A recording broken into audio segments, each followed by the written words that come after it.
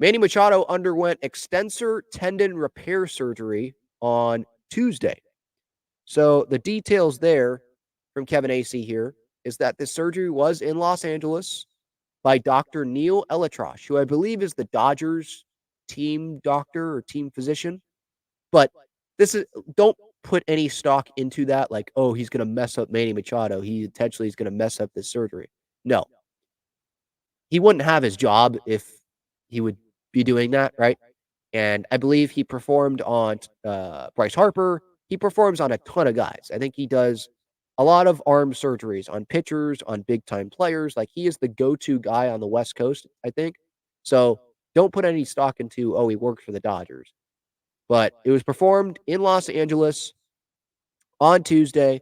Machado is expected to be ready to participate in spring training, though he could be limited through the early part of the season. The recovery time provided by the team is 4 to 6 months. So I am happy. First off, I'm happy that Manny Machado finally got this surgery. I thought he should have got this surgery when the Padres were 11 games under 500, or when he first admitted like how bad this elbow injury was, and he was DHing only. He wasn't going to third base. Once he left third base, it's like, dude, shut it down. You're not making the postseason. And even if you do, like, you're not at full health. You got pitching injuries. Cronenworth's out. Kim was dealing with something. Bogarts is probably not 100%. Like, you have a long way to go. Like, it's just not going to happen. This is a lost year. Go get the surgery. And then the 5 to 7 month recovery time frame was being thrown around. This is 4 to 6 here. So we'll see. Manny sometimes comes back quicker from the rehab than most humans do because he works his butt off to accelerate that. Maybe spends more hours of the day on it than someone else. So that makes his rehab time a little bit shorter. He's putting in the same amount of work, maybe, but it's just shorter because he condenses it instead of doing 6 hours a day. Maybe he does 8, and that adds up. Little things like that. Maybe he does 12. I'm just making up a number. So hopefully, this return, he comes back 4 6 months. So 4 months from now is February 3rd. 6 months from now is like April 3rd. And is this recovery timeline him playing third base? Because if he's going to be limited at the start of the season, March 20th is opening day in Korea, by the way, 2 games in Korea.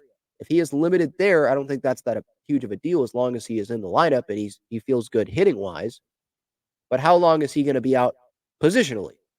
Because if he's out positionally for the first month of the year or something like that, then Kim is at third, Bogarts gets to stay at short, Cronenworth's at second. Who are they bringing in to play first base? That's a question, obviously. Xander Bogaerts doesn't want to play first base, so do they have Cronenworth go back to play first base to start the year, and then does he turn into a utility guy? If they have Kim at second, Bogarts at short, Manny at third. Jackson Merrill, what about him? Is he an opening day guy? I don't think so, but maybe. Is he a utility guy, Chris Taylor type guy, middle of the season when he gets called up? Where is Tatis playing? Is he in center? If so, who's in right field? Is Soto still on the team?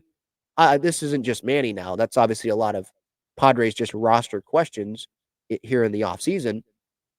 There's a lot of questions with this team. But as for Manny, 4 to 6 months, I don't think that's the end of the world. And if he has to take it slow in spring training, that might be the best. Because he didn't really take it that slow in spring training because he was playing in the World Baseball Classic, right? So maybe that contributed to some things. I'm not going to sit here and make excuses for Manny and be like, well, he had a bad year because of the WBC. Definitely not saying that. He had a down year. It needs to be better in 2024. No doubt about that. It was a disappointing season for Manny Machado. Totally. No excuses. I think mentioning the injuries is only fair to Manny because he was definitely dealing with a lot of pain and playing through a lot of pain. But he will still say that, deep down, he knows that it was a disappointing season. And he needs to be better in 2024. And so hopefully this surgery, there won't be like limits on him in 2024. At least like for the majority of the year, maybe at the beginning, he's only DHing.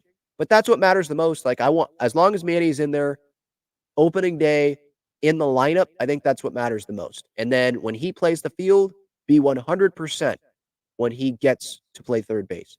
Don't try to come back early and be like, no, I'm fine. I'm almost there. No, I want you fully 100%.